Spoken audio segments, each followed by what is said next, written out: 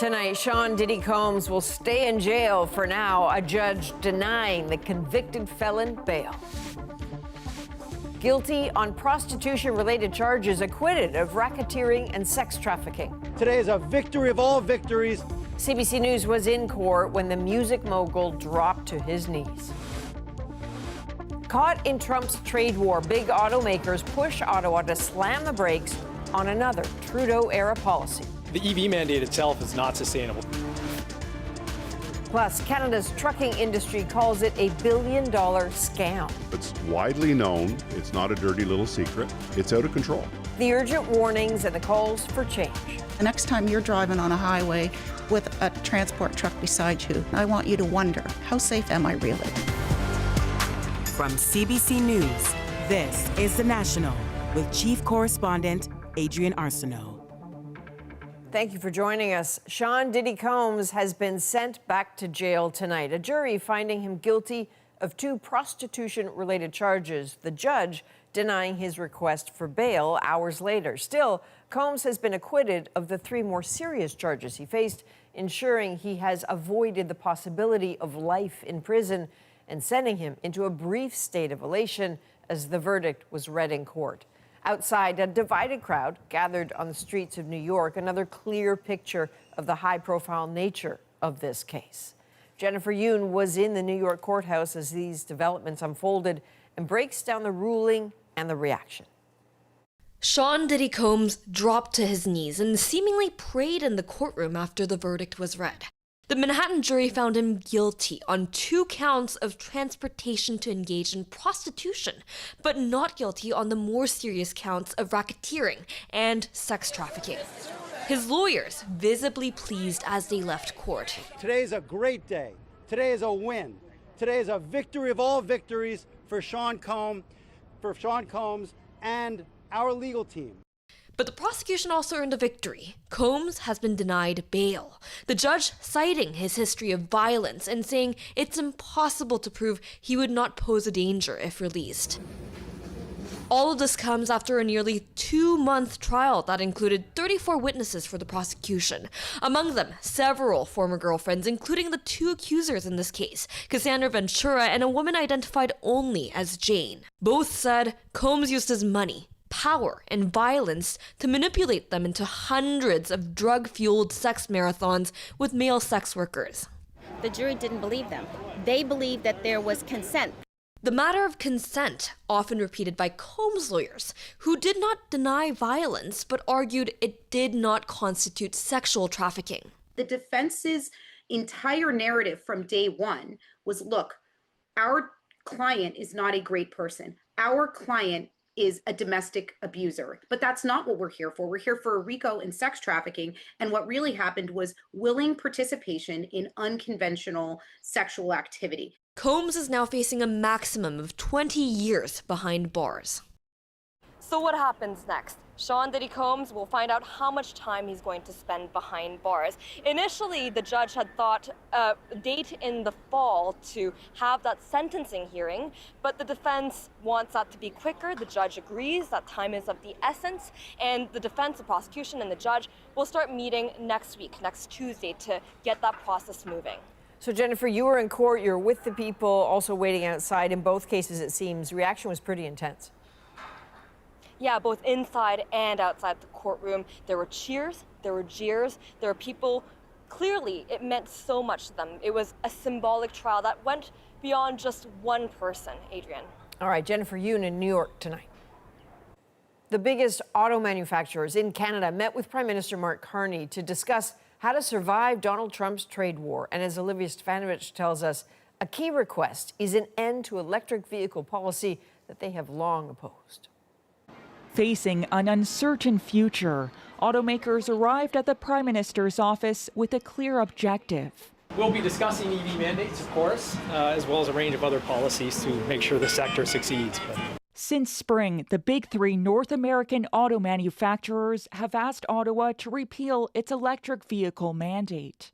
Well, the EV mandate itself is not sustainable. The targets that have been established cannot be met.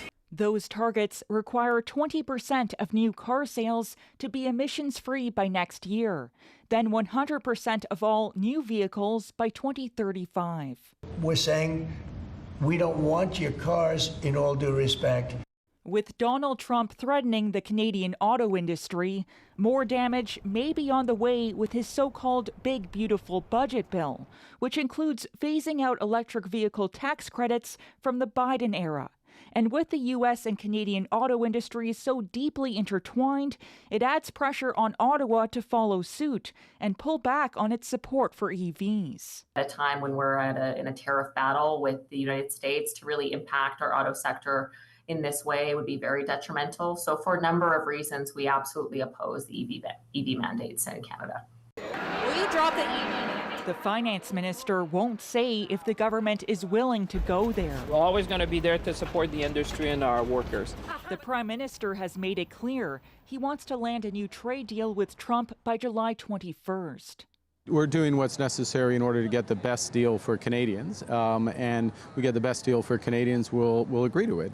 If there's no agreement by that deadline, Carney told automakers he's prepared to impose countermeasures on the U.S., retaliatory tariffs that match the state of negotiations. Olivia Stefanovich, CBC News, Ottawa. Electric vehicle giant Tesla has just reported the largest year-over-year drop in global sales in its history. Sales are down 13.5% over the same quarter last year, but Tesla stock actually rose on the news because investors were expecting sales to be even worse. Tesla sales have been in a slump ever since CEO Elon Musk took a prominent role in the Trump administration, prompting protests and boycotts, and the company continues to face stiffer competition from Chinese rivals. Well, Donald Trump's signature legislation, known as the Big Beautiful Bill, is inching towards approval. As Katie Simpson explains, it promises tax cuts and big spending, but deep cuts to social services, including health care for millions. This bill is a deal with the devil. One by one, Democrats ripped into the Big Beautiful Bill, trying to stop it. It's shameful. It is shameful. I'm disgusted that we are here debating this trash. Well, if beauty is in the eye of the beholder, then you, GOP, you have a very blurred vision of what America is about. Donald Trump's signature legislation is inching toward approval. The controversial package funds many of the promises he made to voters, including extending tax cuts for middle and high-income households, extending and expanding tax cuts for corporations, increases in military and immigration spending, new funding to build more facilities like the so-called Alligator Alcatraz Immigration Detention Center that just opened in the Florida Everglades. The One Big Beautiful Bill reverses 4 years of Biden's open border policies with a generational investment in border security. But the bill adds trillions of dollars to the national debt. There are major social program cuts targeting food assistance and health care.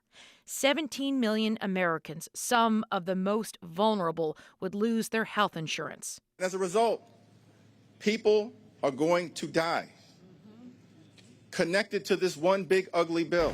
Some Republicans argue too many able-bodied adults get assistance when they should instead get a job. We don't pay people in this country to be lazy. The Republican House Speaker pleading for party unity to get this across the line. You know it's a good piece of legislation because every single Democrat hates it. And the reason they hate it is because this bill actually empowers Americans. Trump is personally lobbying Republican holdouts and threatening those who refuse to support him. He wants this passed by the 4th of July, a self-imposed deadline he hopes will help speed things up. Katie Simpson, CBC News, Washington. Paramount has agreed to pay $16 million to settle a lawsuit filed by Donald Trump. Trump's suit stems from accusations CBS deceptively and favorably edited an interview with Kamala Harris during the last presidential race. Paramount, which is CBS's parent company, has denied that claim. The settlement does not include an apology. The money is said to be going to Trump's future presidential library. Well, tonight, there's still no sign of a ceasefire in Gaza after Donald Trump's announcement that a 60-day truce was in the works.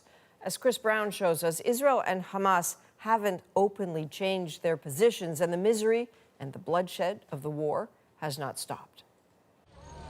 With so many dashed hopes for peace, in Gaza's Han Yunis, word of a new American push for a ceasefire was met with skepticism. Samir al-Masri said he wants a complete end to the war in Gaza, not another ceasefire that gets broken. In a social media post, Donald Trump, who's set to meet with Israel's Prime Minister in Washington Monday, said Israel had agreed to the necessary conditions to finalize a 60-day ceasefire, calling it a final proposal. Israel has refused to permanently end the war that began with Hamas's attacks on October the 7th, 2023, and Hamas has said it will not free the remaining 20 or so living Israeli hostages it's holding without a permanent end. There was nothing in Benjamin Netanyahu's comments Wednesday that suggested Israel's position has shifted, as he insisted Hamas can be defeated and the hostages freed. His foreign minister, though, sounded more encouraging. We are serious in our will to reach a hostage deal and a ceasefire. I had no idea what they'd cooked up. This former Canadian ambassador to Israel says Netanyahu has resisted ending the war because his governing coalition could collapse. 60-day ceasefire is where they were at last time when Bibi broke the ceasefire, and it broke because he wasn't prepared to negotiate the next phase, which was withdrawal of Israeli troops and more hostages come out. A statement from Hamas said the militant group is studying a proposal it received from mediators. Meanwhile, Israeli attacks on what it claims are military targets in Gaza continue to exact a horrendous toll on civilians, including a prominent hospital director, Marwan al-Sultan. His nephew said al-Sultan and other members of his family were wiped out by an Israeli strike on his apartment. His grieving daughter said she's calling on everyone to intensify efforts to end the war. Chris Brown, CBC News, London. Extreme heat is still gripping parts of Europe, affecting tens of millions of people. At least 8 people have died in France, Spain, and Italy, where temperatures have soared past 40 degrees Celsius. The dry conditions have sparked some wildfires and triggered health warnings, school closures, and restrictions on outdoor work. Well, the Dalai Lama says there will be another Tibetan spiritual leader. There was doubt when he had said he may be the last to hold the centuries-old title. But as Jamie Strachan shows us, this new declaration is sparking renewed tension with China. Days before his 90th birthday, the Dalai Lama announced he will have a successor and laid out how they will be chosen. The Gaden Phodrang Trust has sole authority to recognize the future reincarnation, he said. No one else has any such authority to interfere in this matter. That trust is a group of exiled Tibetans appointed by the Dalai Lama more than a decade ago. The Dalai Lama had previously suggested he might be the last in line, but he told followers he reconsidered after consultations with spiritual leaders and appeals from the public. The whole Buddhist followers, non-Buddhist followers, whosoever is interested in the Dalai Lama institution, they have asked the Dalai Lama to continue. Beijing is rejecting the plan. China annexed Tibet in 1951 and has tightly controlled the region since, and has long said it will choose the next Dalai Lama. The reincarnation of the Dalai Lama must adhere to the principle of domestic search and approval by the central government, says the Chinese Foreign Ministry. Beijing and the Dalai Lama have feuded for years over who will decide about reincarnation. He represents a vision of freedom for the Tibetan people, which unfortunately the authorities in Beijing see as a threat to their own rule. Yeah, His Holiness Dalai Lama. The decision is resonating here at this Toronto temple. This is us Tibetan people is important, We are continue keep our traditions. Toronto is home to about half of the roughly 10,000 Tibetans living in Canada, many pushing back on China's involvement. Why is Dalai Lama so important to you? Leave us alone. You already took our country.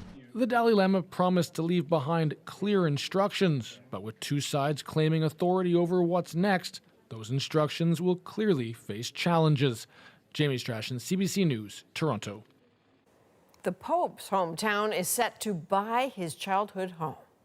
This is a once-in-a-lifetime opportunity. We can either seize this moment and move it forward, or we can let that moment go to an investor. I would like for our community to get the benefits of this opportunity. Since Pope Leo XIV was elected as the leader of the Catholic Church, his childhood home in suburban Chicago has attracted many visitors, with some treating it as a pilgrimage site.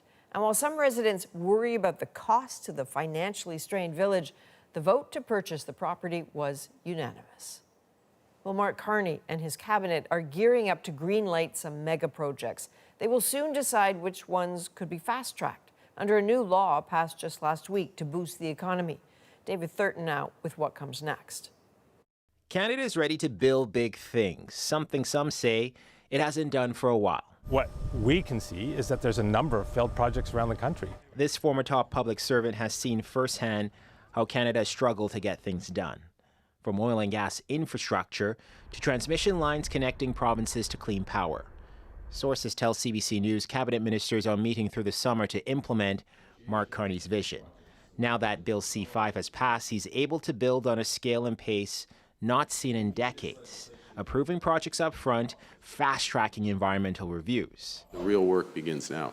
Cabinet will soon come up with a list of energy and infrastructure projects deemed in the national interest, a list that can't come soon enough for some. That guy needs to be walking around every day in his vest pocket with a list of the 20 projects, pulling it out and saying what's off the rails, what's on the rails. Another priority, Indigenous consultation. Some have vocally opposed the pace Carney's moving. Opening up and dialogue between government officials and First Nation governments need to happen. And it's a two-way street. Dialogue happens both ways, not one way ramming something through. This Inuit-owned corporation, though, backs Carney's plans in hopes of connecting Nunavut to the national grid and high-speed internet, a transmission project that's shovel-ready but lacking financing. That is the one defining hurdle in the development of those major projects that are 100% Indigenous led and owned, is the fact that access to capital is hard. Expectations are high. Carney will get big things built while respecting Indigenous rights. On that front, Carney will host Indigenous leaders here in the nation's capital for summits in about 2 weeks.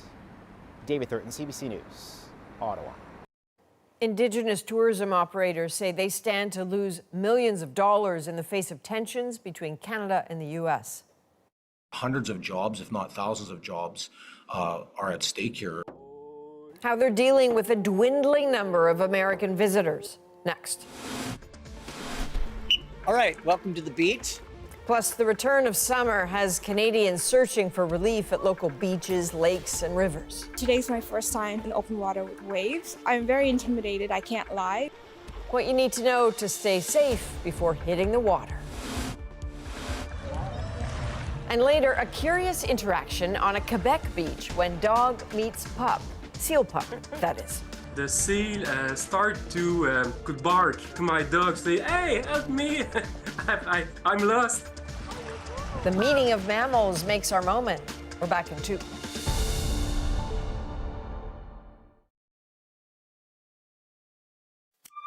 What kind of power? Union power! Who got the power? We got the power!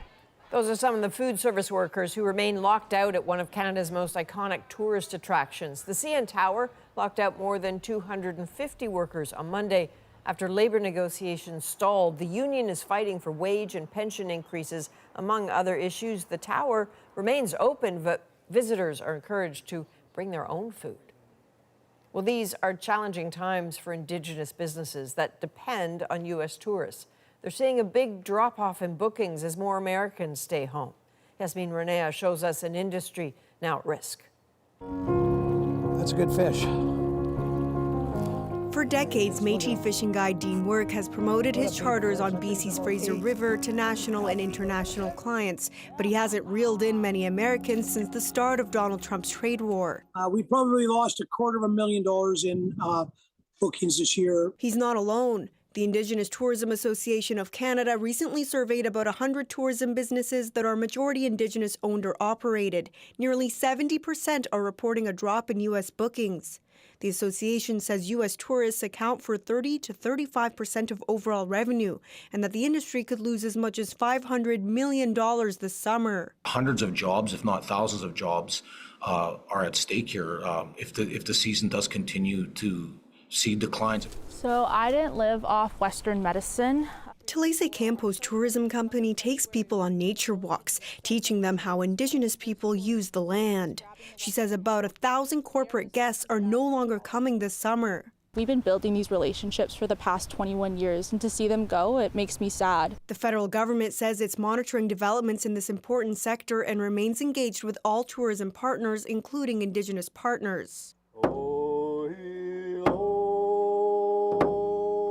Over on BC's Sunshine Coast, an eco-resort owned by the Klahoos First Nation says U.S. bookings are thankfully still steady and that Canadian business has soared as people look to spend their dollars at home. We're probably up at least 40% from our Canadian market over last year. But he and others say U.S. business remains vital. His message to Americans: yeah, please come. You're always going to be welcome to come stay with us here. As the industry hopes Indigenous culture and experiences can transcend geopolitical tensions.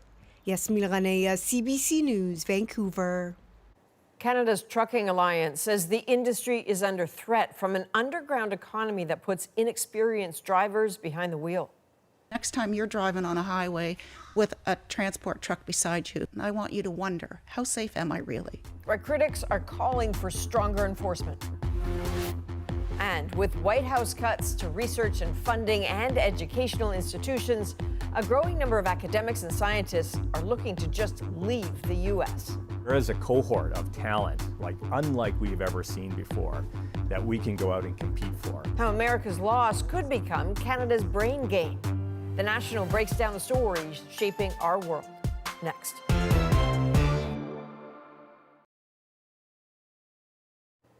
Tonight in Northern California, at least 7 people are missing after a fire and several explosions at a fireworks warehouse.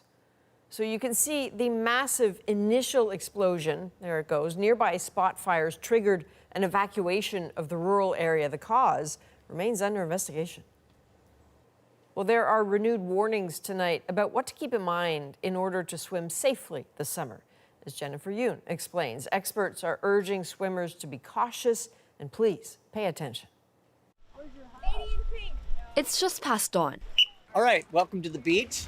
And these Torontonians are braving the chilly waves of Lake Ontario. Some are novices. I started 4 sessions ago, I'm a beginner. Today's my first time in open water with waves, so I'm very intimidated, I can't lie. Others, pros. There's something really joyful about just being out in the open. It's not just some summer fun. It's also potentially life-saving. Let yourself shiver. I want you to let yourself shiver, okay? The most important thing from a safety perspective is learning about some of the conditions, so the cold, the wind, the current. On average, 442 people drown in Canada every year. Drownings most frequently happen in natural bodies of water over the summer and among recreational swimmers. Already this year, people have died in the water. At this urban beach in Montreal, 2 suspected drownings in June. The capacity of you to see through the water, current, and all these factors have an impact on the risk of drowning. And it only takes a moment before the worst case scenario happens, even for strong swimmers. The problem is you could have health complications that are not associated with swimming. For example, a heart attack or a stroke. Some strategies for water safety, he says.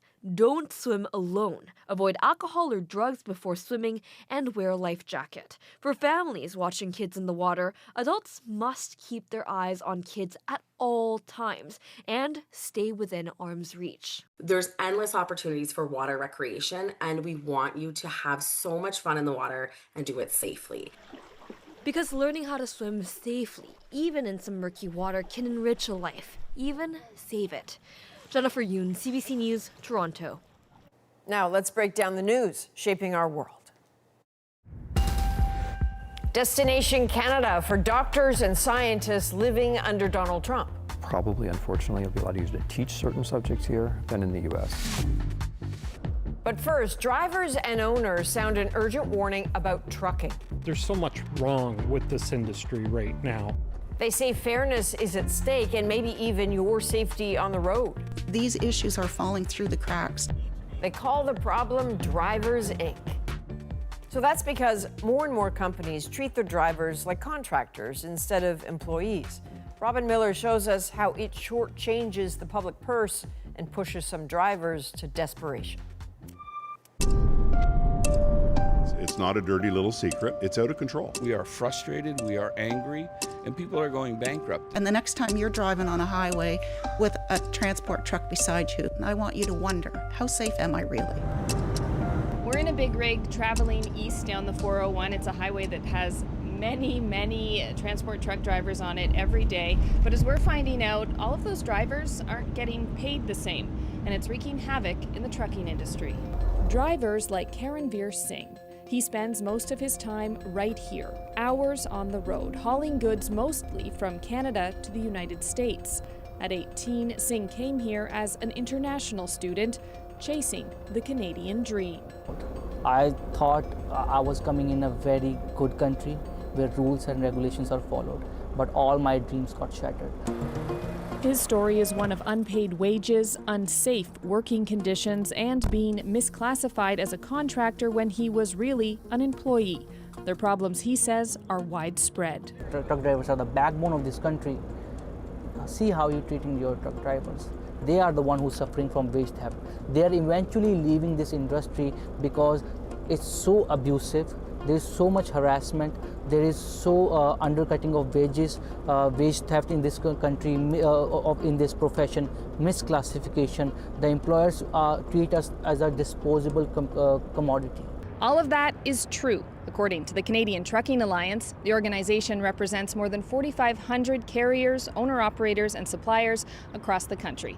It says that even during this trade war, the biggest threat to the trucking industry is actually the underground economy and a model they call Driver Inc. We believe that in some parts of Canada, at least a third of the companies and the drivers are participating in this. And it's hurting us twofold as a society. Those are taxes that aren't going into our social network system. And on the flip side of it, it's about a 30% advantage in the marketplace. So what it's doing, it's driving compliant companies and the drivers that work for those companies out of business. An advantage because the employer can save a lot of money. Here's how it works. A carrier company hires what it calls incorporated drivers. This means the driver is selling their services to a company. Since they're not classified as employees, their take-home pay is more, but they lose labor rights. Things like fair pay, overtime and vacation pay, and health and safety protections. They're supposed to pay regular taxes plus an extra 5%. Problem is, Stephen Laskowski says, they're not always doing it. For 10 years, I've come here and said, please collect the taxes that are owed to you by people in my industry. And for 10 years, have I felt silence? No. Have we had anywhere near the action? It hasn't even come close. Laskowski says companies are purposely misclassifying drivers to save money. He estimates the Driver Inc. model has cost the government $1 billion. And we have worked and pleaded with governments to address it. And the reality is, they are starting to, but nowhere near to the level that needs to be done. Nowhere near. So basically, Laskowski is saying companies involved with the Driver Inc. model aren't paying any payroll taxes, and that some drivers operate as ghosts and don't file taxes at all. He says the CRA needs to bring back penalties for companies who don't fill out T4As to indicate something called fees for service. There's been a moratorium on that since 2011. If it was lifted, it could help the CRA target trucking companies that rely heavily on independent contractors and audit them. But this tax lawyer says doing that is a sledgehammer approach and would clog up the system for everyone. The people who are really pushing the boundaries, they actually know how to not get in trouble from CRA also. Like if you set up shell companies, you don't put your name as a director of your corporation, you can do all these things to ultimately kind of creditor-proof yourself against CRA. In a statement, the CRA told us it's working to strengthen tax compliance in the trucking industry, and when it comes to the $1 billion in lost taxes, it says the CRA is not aware of the analysis that underlies this claim and therefore cannot comment. Singh says whatever they're doing, it's not working. He was misclassified as a contractor in both of his first 2 jobs. I was a new driver. I didn't know much, right? How trucking companies operate, what are the things I need to take care of, what are the questions I should ask them, right? I was just so happy to get a job. But in his case, the jobs didn't pay. After 3 years of fighting for lost wages at the Canada Labour Board, he just recently got an order.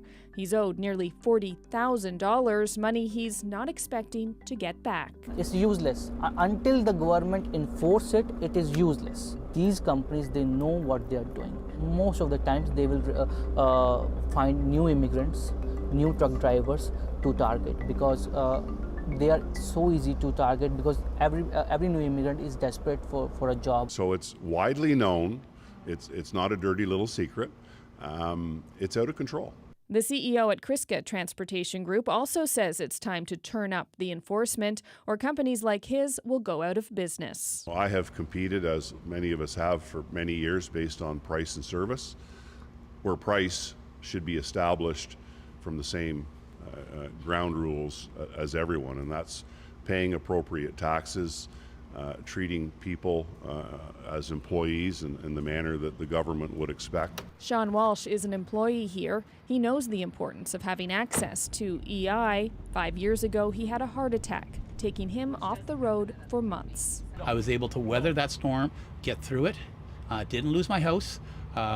We didn't put hot dogs in our macaroni anymore, but we still had our meals. It was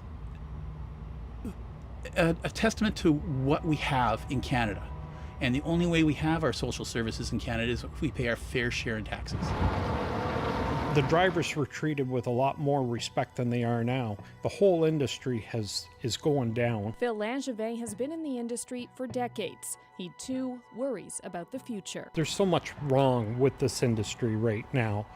And the problem is it's the people my age that are getting out of it. And nobody's stepping in to take our places.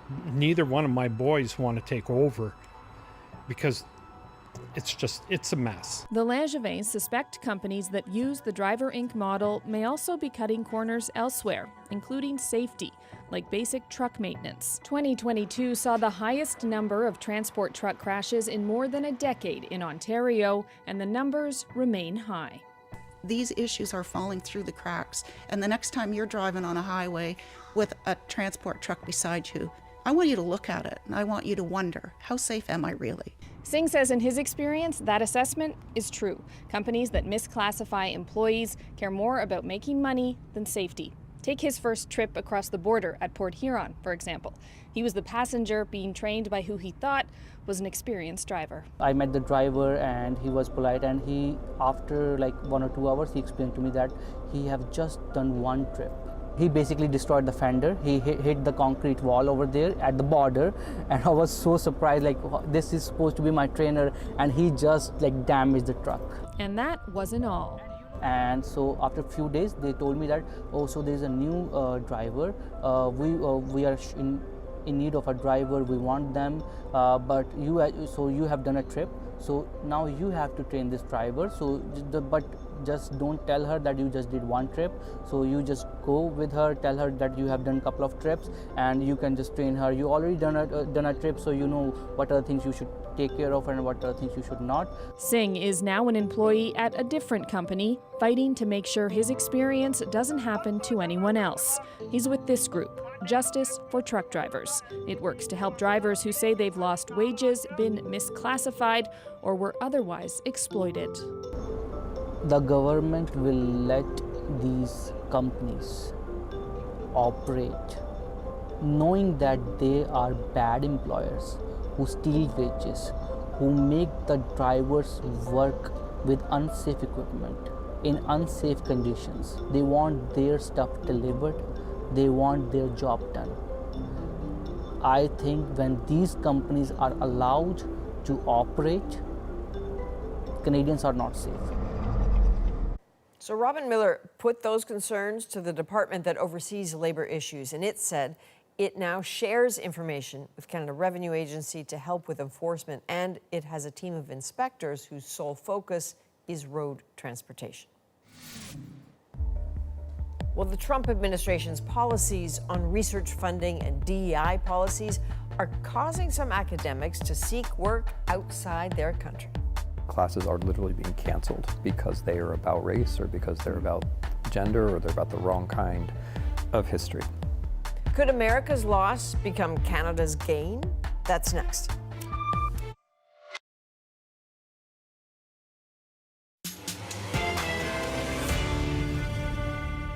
What Canada is doing to gain the brains driven away by Donald Trump. Classes are literally being canceled because they are about race or because they're about gender. There's growing interest from doctors and researchers. My inbox is full. But the competition is fierce. Eli Glasner looked into recruitment efforts, and he also spoke with some of that talent who have already packed up and moved north. Here's another look at what he found out.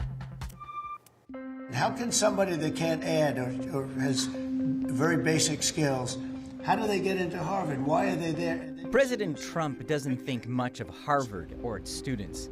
And after the Ivy League school didn't fall in line with Washington's requests, the White House pushed back hard, attempting to end Harvard's ability to enroll international students and stripping away its government funding. Just the latest salvo in the larger White House war against higher learning. Well, people are very worried. Entire departments deleted. The classes are literally being canceled. Leading to an exodus. Well, I wonder what it takes to be a doctor in Canada. And a gold rush for top-tier talent. And the question is, are we going to take that opportunity or not?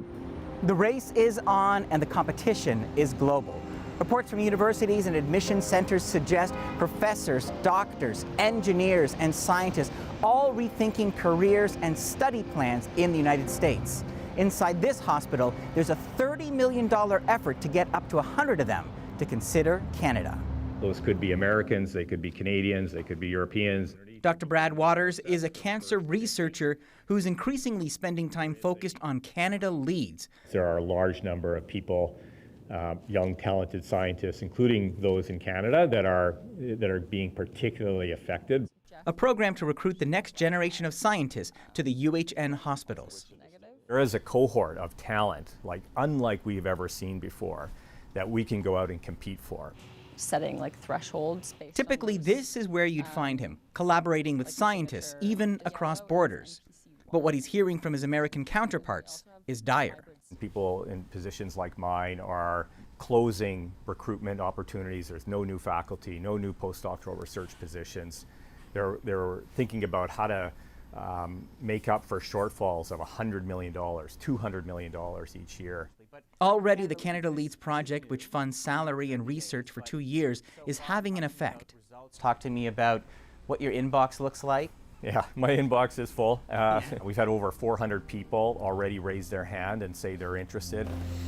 It's asking a lot of them to go back, to engage with the 30s and 40s. Timothy Snyder left his tenured position at Yale to teach at the University of Toronto. Next fall, the 1,730 seats in this lecture hall will be packed for his course on Hitler, Stalin, and the rise of authoritarianism. He says studying history has never been more critical. The only advantage we have over those Jews in Germany in the 1930s is that we know their history. That's it. We're not smarter, we're not better educated. Which increasingly means looking outside of the U.S. Probably, unfortunately, it'll be a lot easier to teach certain subjects here than in the U.S. So, in the U.S., classes are literally, to use a word which is overused, but classes are literally being canceled because they are about race or because they're about gender or they're about the wrong kind of history. As cutbacks continue, others are looking to follow his lead. And I was giving a big lecture at the New York Public Library, and it was very old-fashioned. They collected index cards with questions. Some of them were like, well, how can you abandon us for Canada? Which is, completely understandable. And then the other set was like, can we come to Canada? In fact, in a March survey in Nature magazine, 75% of U.S. scientists who answered said they're considering leaving the States. But competition is fierce. Well, Canada Leads has a budget of $30 million. Europe has earmarked a whopping 500 million euros to recruit the same talent. So, are Canadian universities competitive? We need to attract the students again. Students from Asia, Europe, and the United States. But what's keeping them away right now is a sense that Canada isn't sure it still wants to attract the best and brightest, and it's made its system very onerous for them to get through. Gabriel Miller speaks for Canadian universities. He says the federal cap on international students is hurting funding and sends the wrong signals. For about 18 months, they heard nothing but a message from government in Ottawa that they were trying to reduce the number of people who came here. He says the Carney government needs to increase funding and smooth over the immigration process. Nobody understands that we want them to come to Canada. We have jobs. As for a successful convert to the Canadian campaign, look no further than Dr. Allison Carlton, who uprooted her life to move from Iowa to a place called Winnipeg, Osis. It's a cute little town, and it is not a disease. Part of what pushed her to Canada were restrictions in her ability to provide medical services, which have only increased in the U.S. They can't give transgender care. We used to do that. Yeah. They can't help a woman not have a pregnancy that she really doesn't want. Do you think there's a growing interest or inclination? Oh, yeah. To, How could there not be with the people that Trump has put in charge of health, who are vaccine deniers, who don't seem to believe in science? There's no vaccine that is, safe and effective. We believe in science. That's what makes doctors doctors. As Washington's war on Harvard and other centers of learning escalates, experts say Canada has a role to play. I wonder if the importance of institutions like this and others is going to increase now. Totally, I agree 100%. We have a platform, and you have to lean forward, right? You have to think, okay, how do we become exceptional in this particular moment, right? How do we become like what New York was after the Second World War? How do we become a place which attracts the good people, which means the talented people, but also the people who have something to offer?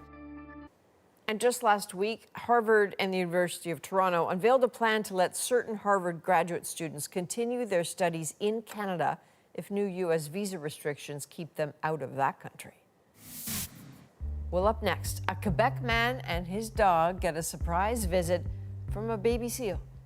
When the seal go out of the water, I said, oh, it's not the otter. A pretty great but a rare interaction in our moment.